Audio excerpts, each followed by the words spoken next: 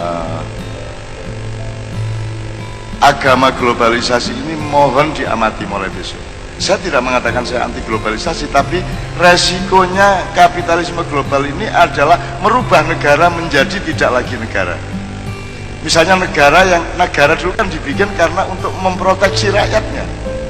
Begitu sekarang kita masuk ke perdagangan global, kapitalisme liberal, maka negara tidak berlaku, kudune mageri malah buka. Dan yang saya paling takutkan adalah keputusan-keputusan pemerintah kita 2 tahun ini betul-betul bukan hanya membuka pintu global untuk masuk ke kampung-kampung Anda. Anda tahu kan sekarang siapa saja di seluruh dunia boleh masuk ke sini. 176 negara penduduknya boleh masuk ke Indonesia tanpa visa, tanpa diperiksa apa-apa. 179 harus saya bayar. Sementara kowe arep nang Selandia Baru kangelan kowe. Diawasi wae kowe. Sejak kamu ke imigrasi aja sudah mulai tidak dipercaya. Aku iki wis 40 tahun mlebu bandara tahu dipercaya. Terus ngambung tanganku pas arep check in, begitu nggarap tiketku ada KTP-nya, Cak. Lah kuwi ngono, Cak iki rumangsamu sapa, Cak? Lah aku to. Lah kok iso kok takoni KTP niki piye karep. Lah prosedurnya begitu. Nah, mereka tidak mengerti aturan itu untuk apa. Kenapa orang mencari KTP, minta KTP untuk meyakinkan ini orangnya apa? Bukan anak kowe wis yakin kuwi. Kok mosok kowe arep mangan pitik-pitik kon buktekke ada pitik iki arep. Kowe disuguhi ning warung ayam goreng, terus kowe takon kondo nang sing di warung, "Pak, Bu, ini buktinya kalau ini ayam itu apa coba? Mana sertifikasi bahwa ini ayam?" Itu efek dari agama global yang tidak percaya satu sama lain. Anda masuk hotel kalau tidak percaya, harus deposit dulu. Begitu nanti pagi itu kuncinya yang lap-lap itu tidak bisa berlaku lagi karena dicurigai nanti Anda check out tanpa bilang. Kan begitu, pokoknya serba tidak dipercaya. Kabeh sak dunya ki maling kabeh di mata kebudayaan global. Nah, ternyata itu mempengaruhi regulasi negara kita. Sekarang siapa saja boleh bikin universitas di Indonesia. Mau orang Jepang, mau orang Amerika, mau orang Israel boleh bikin universitas, bikin restoran, punya tanah di sini boleh. Piye jawab gue? Punya rumah boleh, punya properti apapun boleh, hak milik loh. Berarti kita membuka diri bahwa seluruh Indonesia ini suatu hari akan bukan lagi milik kita. Dan Rasulullah sudah memperingatkan, utlubul ilma walau bisin. Rasulullah tahu bahwa besok-besok penduduk itu yang terbesar jumlahnya adalah Tiongkok. Sekarang sudah 1,2 miliar. Kalau Anda jadi presiden Tiongkok, Perdana Menteri Tiongkok, Anda pasti juga berpikir, iki ra cukup negaraku tinggo nampung pendudukku. Iki kudu tak sabar nang sak donya. Kabeh presiden sapa wae sing iso tak suntik ben gelem nrimo pendudukku. Lah ngono to? Nah, sekarang yang sudah masuk ke sini sudah jutaan. Sudah mendirikan bendera Cina segala macam, betul kan? Nah, dan itu pangat malah ngajak kita Indonesia milikku lah, nek ngono jabutan genderone kuwi. Nek ngono usiran kuwi wong-wong kuwi kan begitu. Malah kita ini bikin kontrak sama Cina, dipersyarati teknologinya harus dari Cina, karyawannya dan kulinya juga harus Cina, dan kita terima. Ini adalah era Kolobendu, di mana Joko Linglung, putranya Aji Soko, itu akan, Aji Soko ini sanepan, tidak akan saya sebut siapa sebenarnya, itu akan memunculkan yang disebut Petruk dadi ratu. Ketika Petruk dadi ratu iki, pagrit dirubuhke kabeh. Sapa wae sama mlebu Indonesia dan diresmikan dan direstui, dipermudah.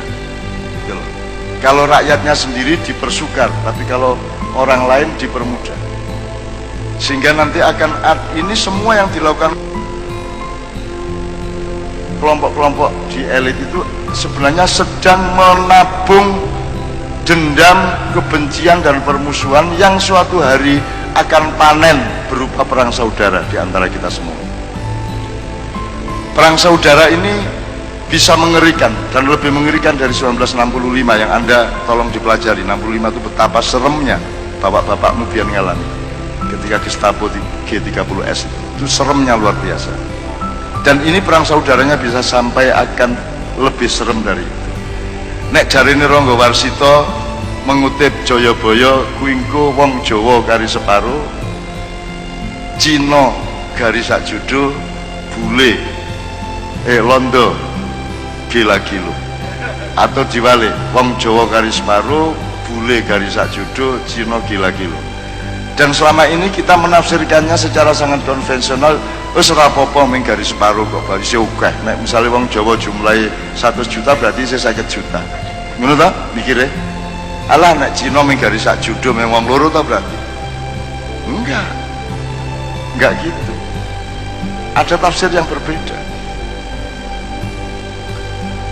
Nek sak judo itu berarti ono lanang ono wedok, jumlahnya tidak harus 1 dan 1. Tidak harus 1 dan 1. Pak Muzamil, kalau Allah mengatakan azwajan itu apa? Inna khalaqnakum apa? Pak Muzamil, yang judo itu Pak, yang berpasangan itu. Subhanalladzi khalaqal azwaja kullaha. Nah, Subhanalladzi khalaqal azwaja kullaha. Maha suci Allah yang menciptakan apa saja itu berjodoh-jodoh. Berjodoh-jodoh. Nah, jodoh itu kan tidak harus 1 dan 1. Iya, bukan zaujain. Bukan zaujain. Kalau khalaqallahu zaujain sak jodoh, Iya.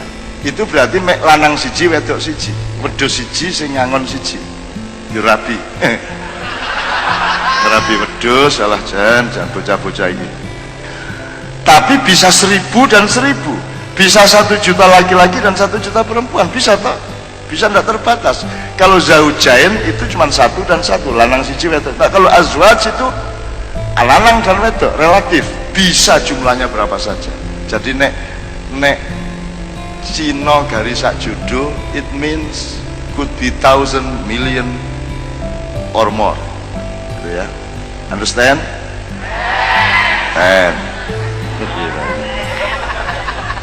Ya rakyat sampean ya. Understand not 10. Asisten Medono. Jadi yang jodoh ini yang punya masa depan, betul enggak? Karena dia bisa beranak pinak. Tapi nek garis separo berarti orang utuh. Wong Jawa garis separo berarti nek separo ora iso mana. Separo itu bisa beberapa makna. Satu, awak dhuwur tok karo awak ngisor tok. Mana piye? Dhuwur tok karo ngisor tok. Piye to? Ora iso mana to, Pak? Utawa wedok tok utawa lanang tok. Lah ya ora iso mana. Mulane njur akhire gelem ora gelem kawin karo Cina, kawin karo Londo. Akhirnya musnah Jawa. Ini tafsir yang terbaru. Medeni kuwi. Engko nek perang saudara tenan, wong lanang akeh mati, garis paru artine gari wong wedok tok. Akhirnya gelem ora gelem dirabi Cina, dirabi Londo. Gitu loh. Iki medeni nek terjadi tenan. Dan ini perang saudara kalau diterus-terusin. Kalau Jakarta ini tidak dewasa menghadapi 2 Desember 30 November tadi, untung dari Jogja, dari mana-mana kita masih terus mengontrol, kita masih menjadi pemadam kebakaran. Saya masih cukup aktif untuk mijeti gulune sehingga terjadi perdamaian-perdamaian sesaat-sesaat seperti itu. Tapi engko nek kesel ya ben wae lah kobong ya ben kobong kan gitu. Karena Kiai Kanjeng tahu persis selama kami melakukan perjalanan Jawa Timur, Jawa Tengah ini, saya mengolah itu dari jauh. Saya nggak akan ceritakan, tapi yang harus menjadi hikmah bersama pada kita adalah yang dicemaskan beliau tadi bukan hanya polusi alam, tapi polusi mental manusia, polusi intelektual manusia, polusi rohaniah manusia. Itu banyak sekali nanti contoh-contohnya. Wong saiki kalau saya sebut, coba saya sebut satu orang, siapa Mbak? Siap saya tanya ya. Yang sampean apa sampean? Mbak yang merah apa yang ungu? Merah ya? Oke, senengannya abang-abang. Mbak, syariat Islam itu kasih contoh 3 Pak. Syariat Islam, syariat Allah aja. Contohnya syariat Allah apa? sholat, Sholat, terus puasa, puasa, zakat. zakat. Coba ya, coba yang laki-laki satu. Nek kayak mau abang saiki sing putih, sing putih, sing putih mas. Mas, tolong mikrofon nih mas. Ini mas. Kalau anda mendengar kata syariat Allah itu sing dieling-eling apa mas? Telu wae. Satu, rasa syukur atas apa yang diberikan Allah, Itu syariat. apa yang diciptakan Allah, termasuk tanaman, tumbuhan, manusia. Oke. Apa yang kita lihat Oke. selalu kita ingat sama Allah. Ya. Jadi syariat Allah itu adalah, kalau ini tadi lingkupnya adalah rukun Islam. Kalau dia sudah alam, ya sudah lebih luas, gitu ya. Jadi lanang wedok abang putih, jadi ada perjodohan pada malam hari ini kalau melihat kelengkapannya, melihat kelengkapan ilmunya ya. Iki sing bagian rumah tangga, rukun Islam, iki sing bagian ombo-ombo di luar rumah, kan begitu. Itu perjodohan juga ya Pak Muzamil ya, perjodohan juga insya Allah. Perkara dadi ora dadi ya sing rundingan dhewe ya. Ini termasuk polusi Pak Rektor. Maksud saya orang dipersempit oleh globalisasi ilmu pengetahuan, dan itu sebenarnya adalah westernisasi ilmu pengetahuan. Di ilmu barat itu agama adalah sesuatu yang terpisah dari yang lainnya, dari negara, dari ilmu sosial, dari apa saja. Agama itu dianggap satu rumah tersendiri. Padahal agama di dalam Islam adalah sifatnya seluruh kehidupan sejak awal sampai akhir. Dia inherent dan include di dalam apa saja. Orang kencing itu menjalani agama, kan gitu. Pelajaran matematik itu pelajaran agama, kan begitu kalau dalam Islam. Nah, ini karena ini beliau contoh dari orang yang kena sekularisme. Sekularisme itu membedakan iki negara, iki agama, iki demokrasi, iki Islam, dipertentangkan. Itu ilmu barat. Lihat apa sejarahnya? Ya enggak dong. Islam kok bertentangan dengan demokrasi? Demokrasi ada dalam Islam, sebagian Islam juga ada dalam demokrasi, kan begitu. Di dalam diri wanita ada kejantanan, di dalam diri laki-laki ada kelembutan, bener nggak? Jadi Anda juga punya femininitas sebagai laki-laki, dan Anda punya maskulinitas. Nek ora percaya ora biyo, kula ketok. Bul sing lanang sing wedok luwih kereng banget sing lanang. Wah, luwih ngono to. Ya to, sing mburi-mburi iki ya iki pengalaman iki. Krompiang, piar. Yes. Iki ya teko iki. Nunggu kursi. Mesem ya mesem kuwi mburi. Sing lanang ora tau banting-banting piring kok, malah sing wedok piar-pior piang prang ya. Ternyata jadi azwaj itu bukan laki-laki dan perempuan. Fenomena yang lain adalah kelelakian dan keperempuanan. Setiap lelaki punya unsur keperempuanan, dan setiap perempuan punya unsur kelelakian. Kan begitu. Jadi min dzakari wa unsa, Pak Muzamil. Min dzakari wa unsa. Bukan min mudzakarin wa muannatsin. Apa bedanya Pak Muzamil? Jadi min dzakarin wa unsa, kalau dzakar itu yang punya dzakar. Yang punya dzakar. Ya. Unsa? Kalau unsa ya itu, unsa itu kan, maaf, itu tanda kewanitaan. Unsa itu, maaf, lawannya dzakar. Dari situ. Jadi kata dzakar dan unsa menunjuk pada jenis kelamin. Maka dalam Islam jenis kelamin, jenis kelamin tidak berarti subjek dari yang memiliki kelaminnya. Betul, jenis kelaminnya. Jenis kelamin, jadi unsurnya, faktornya, dimensinya, potensinya, betul enggak? Betul, betul. Nah, gitu. Ini namanya epistemologi tadi, Pak. Ya. Nah, kita selama ini mengartikan laki-laki dan perempuan. Tidak harus toh. Potensi kelelakian dan potensi kewanitaan. Makanya antara rektor dan mahasiswa, antara pemerintah dengan rakyat harus ada manajemen dzakarin wa unsa. Harus ada manajemen pada saat apa seorang rektor harus lembut, pada saat mana yang lain rektor harus keras, kan begitu. Ketika Anda demo ke rektor, itu Anda zakat. Ketika Anda approach dengan kelembutan kepada rektor, waktu itu Anda unsa, kan begitu? Betul. Ya gitu. Ya. Nah, manajemen ini tidak dikenal dalam ilmu pengetahuan modern, dan kita ini ikut ilmu barat masalahnya. Itu teman sekalian. Jadi kita sekarang sudah mengerti beberapa hal, kita kembali kepada al-alamin tadi Pak Muzamil. Iya, iya. Jadi ini alam ini saya kira istilah alam itu sendiri ini sudah mengandung ketersambungan antara apa yang ada dengan agama, gitu ya, dengan agama. Alam itu satu kata dengan alamat, satu kata dengan alamat. Jadi alamat itu apa? Tetenger alamat. Jadi alam itu apa yang ada ini semua bisa dialamkan, tapi bisa tidak dialamkan. Jadi dalam kata alam itu mengandung unsur religiusitas sebetulnya. Itu beda dengan barat. Kalau barat kan apa alam ini? Nature. Karena Arab tidak percaya adanya Tuhan sana. Nature itu sesuatu yang ada dengan sendirinya. Sedangkan kita menganggap semua ini adalah alam. Apa alam? Tanda adanya Allah. Nah, semua itu alam. Maka kita harus memperlakukan ini semua ya tidak boleh melanggar yang Allah, gitu ya. Tidak melanggar Allah. Kenapa ini kita sebut alam? Al-alamin itu semuanya. Jadi ini saya kira dalam perkataan alam itu sudah mengandung unsur agama, religiositas. Beda dengan barat. Kalau barat terus nature gitu.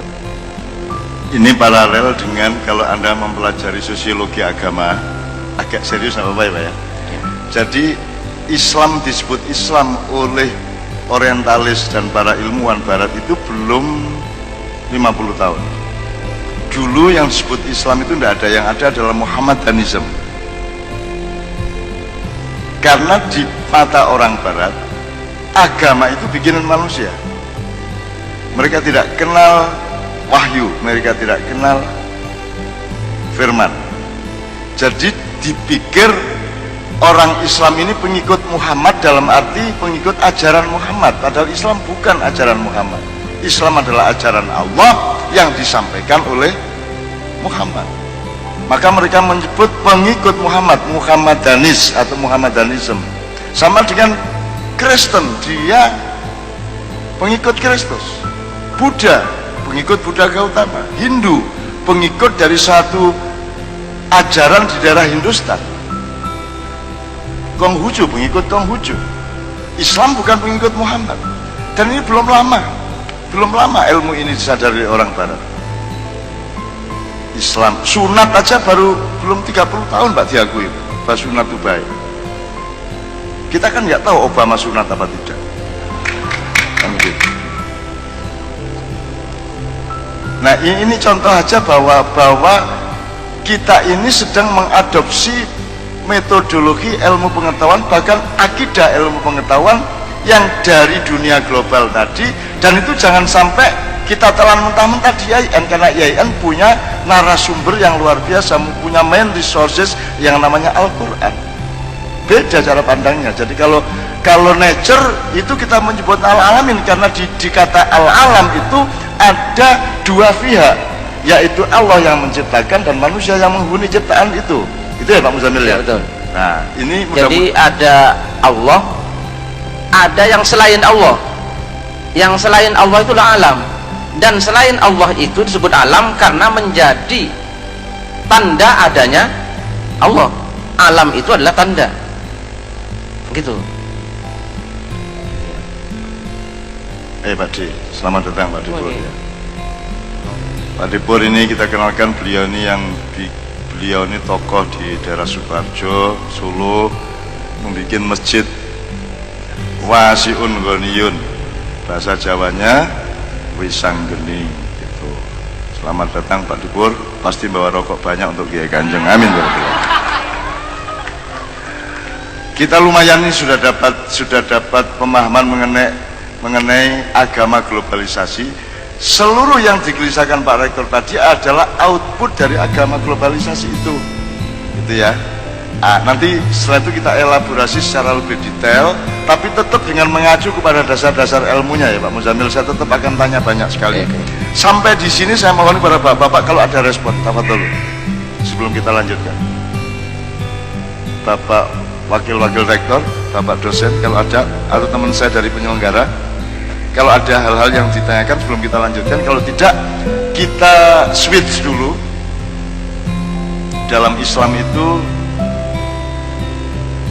di dalam Al-Quran itu ilmu tentang apa saja kan tersedia Pak. Ilmu bagaimana bikin pengajian supaya lama itu kan ada di Quran.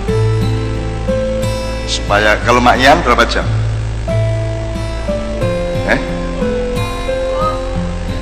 Jam 4. Itu ilmunya apa?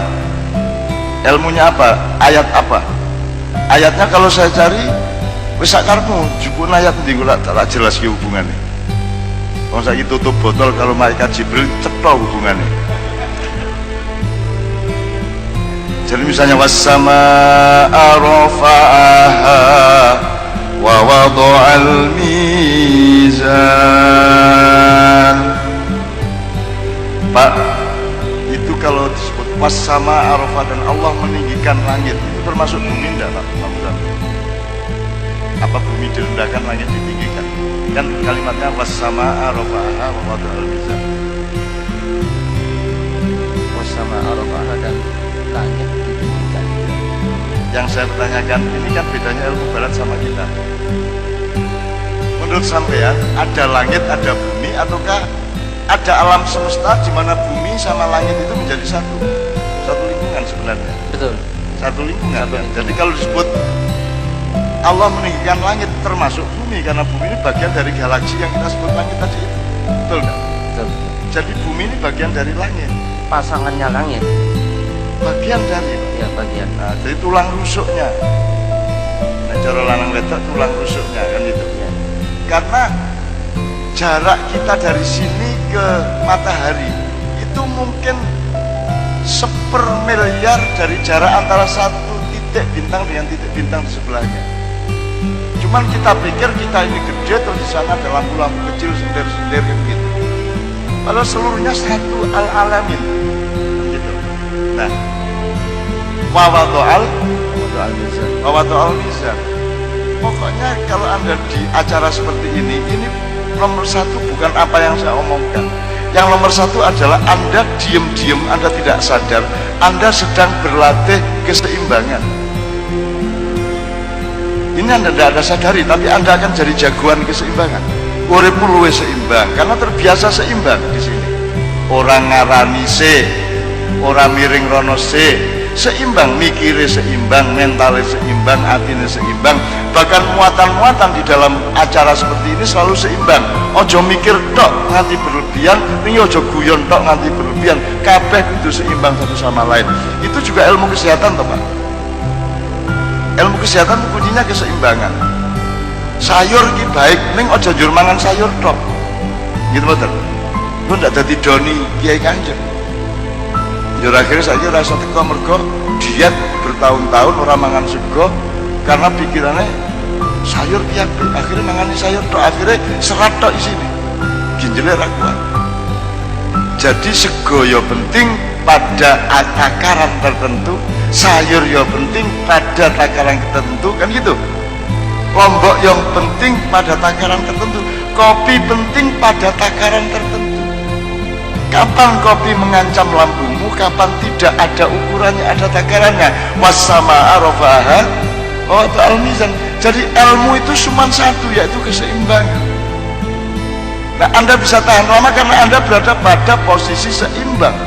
Jiwa raga Anda, pikiran dan hati Anda, sebenarnya itu yang Anda alami, teman-teman sekalian. Itu ya. Nah, supaya seimbang, sekarang kita sudah mikirnya sudah lumayan nih Pak Rektor kita sudah setengah jam lebih mikir temenan. Iki jujur lulus orang lulus ke sekolah, harus lulus pengiki ya.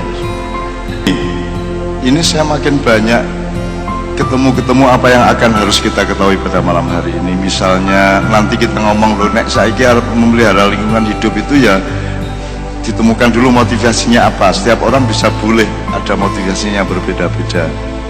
Jadi misalnya ada yang mau demo ke Jakarta 2 Desember itu motivasinya sisan reuni.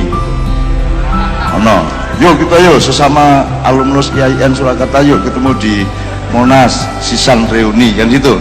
Sama dengan Kiai Kanjeng naik Gunung Tursina, gunungnya Nabi Musa.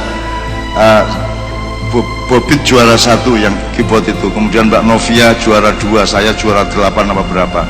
Masing-masing punya motivasi. Supaya saya bisa duduk di tempat Nabi Musa duduk ketika dia tawar-menawar dengan Allah, dan puncaknya dia ingin melihat wajah Allah, dan Allah menyuruh dia menoleh ke suatu tempat, terus di tempat dia menoleh itu gunungnya diledakkan oleh Allah sehingga Nabi Musa pingsan. Saya duduk di situ ngelamun, Nabi Musa sampai di bulan nopo belakraan untuk meriki-miki yang kula niki 6,5 jam munggah niku pun potol sane geger kali sikil kula. Ana sing nganggo unta, ana sing nganggo walah jan niku mau nek mboten enten warung mboten tekan mriki. Dadi angger 100 meter ana warung, ngombe meneh ngrokok meneh. Itu nek ora ana warung ora tekan kono gitu. Mas Islam Yanto ini sampai sakit di warung yang terakhir menjelang puncak. Dan Nabi Musa biyen runu urung ana dalane, urung ana warunge, urung ana apa kok iso tekan kono. Jenengan niku ngopo to dadak blakrak mriki dadi kabeh njur kudu rene saiki yang ngono jan gitu. Dadi terus Nabi Musa jawab, ayo sak karepku ngono kuwi. Wong aku ora mbayang arep ana kowe munggah rene kan gitu. Intinya begini, setiap orang punya motivasi. Waktu naik Tursina itu lulus semuanya, kecuali yang tidak ikut naik. Pak Is tidak ikut naik. Pokoknya ndelok Ais mboten kula tak tilem mawon, itu Pak Is yang suling itu. Wah, suling. Terus ada yang karena capek di tengah jalan naik onta, tapi kalau dia naik onta dia akan tidak pernah bisa ke atas karena dia tidak terlatih kakinya. Jadi begitu sampai ke tempat yang onta tidak bisa naik lagi, dia tidak terlatih sehingga tidak kuat naik. Akhirnya lereng yang kuno dikeloni unta gitu. Nah yang dikeloni unta itu antara lain Pak Wijayanto yang ustadz di televisi itu, waktu itu ikut Kiai Kanjeng. Jadi Wijayanto neng di gue aku lagi dikeloni untung kayak. Indonesia. Wong Indonesia orang gini, pokoknya bingung dewi. Kian udah munggah, dia ora iso munggah, ora kuat. Tapi motivasinya main-main. Dan Anda untuk menjaga lingkungan hidup, temukan motivasimu. Banyak sekali, banyak sekali. Misalnya, ya kalau naik turun-terusnya itu Bobit juara karena dia motivasinya itu adalah piye carane entuk watu sing akike apik tenan. Itu Pak Bobit. Nek Joko SP yang main gitar itu karena anaknya pertama akan lahir, maka dia aku harap tirakat nganti ndukur untuk anakku yang pertama itu. Nek Pak Joko Kamto bolali aku motivasinya. Jajane watu. Yuk ngakune macam-macam kaya yo ning jajane yo golek watu kan gitu. Dan seterusnya. Nah, kalau saya Pak Rektor, kan iblis dulu itu kan memprotes bahwa Allah mau bikin Adam, dan alasannya kan jelas. Ngopo toh, untuk apa engkau ciptakan manusia ya Allah? Toh pekerjaan mereka itu sudah jelas, merusak bumi dan menumpahkan darah. Merusak bumi ya sudah, ini yang terjadi, yang disebut beliau merusak bumi gitu loh. Nah sekarang kalau Anda merusak bumi benar, berarti Anda pendukung iblis dan membuktikan bahwa iblis benar. Mari kita jaga bumi ini, kita khalifai bumi ini untuk membuktikan bahwa iblis dulu ngawur itu gitu. Nah, Anda jauh sih sama iblis, saya dekat, tiap hari nyang-nyangan nanti gue apa cedak kalau ngopi bareng nih rasa ngudu aku gelem urip ini mergo mbuktekke nek tesismu salah ngono aku. Nah teman sekalian, monggo cari motivasi masing-masing. Kemudian ini Kiai Kanjeng kan banyak dikecam orang juga kok, selawatan nganggo musik sok pokoknya sok lagu gereja barang digawake. Endi ana lagu gereja iki? Allah mengatakan sabbahalillahi ma fis samawati wa fil ard. Semua yang ada di langit dan bumi itu bertasbih kepada Allah. Salah satu bentuk tasbihnya adalah berselawat, menyatakan cinta kepada Allah dan Rasulullah. Dan di Allah mengatakan ma, tidak hanya man, ma apa saja, yo kayu. Jadi daun yang bergetar-getar itu dia berselawat kepada Rasulullah, kepada Allah, kan begitu. Jadi rumah samu nek kowe nek wis wong Natalan nganggo cemara njur kowe anti pohon cemara ngono. Aja cemara kowe Kristen. Lho piye? Kowe ora ngerti to nek Nabi Isa dhewe ora tau ndelok cemara nganti akhir hayatnya. Kita diangkat ya. Nabi Isa itu belum pernah melihat pohon cemara. Karena tidak ada cemara di Israel. Tidak ada cemara di Timur Tengah. Tidak ada. Jadi Nabi Isa belum pernah lihat cemara. Gitu loh. Jadi nek ono Natalan Nabi Isa iki ngene. Ki apa to iki? Sekon dhuwur kono lho. Apa to kok lincip-lincip kuwi ngono iki. Lha tenanan kuwi, tenanan. Jadi aja njur ngarani kuwi itu makhluk Allah. Terserah kamu. Makhluk Allah itu yang penting kamu bawa untuk mencintainya apa saja. Dan Allah tidak pernah menciptakan sampah, tidak ada. Semua yang kelihatannya sampah akan didaur ulang kembali, dauria, teori dauria, untuk menjadi manfaat yang baru. Teletong sapi tadi rabuk, kowe nguyuh kok ombe meneh buktine bendino, ya toh? Nguyuh mlebu lemah disaring kok uyuh kok timbul kok ombe meneh.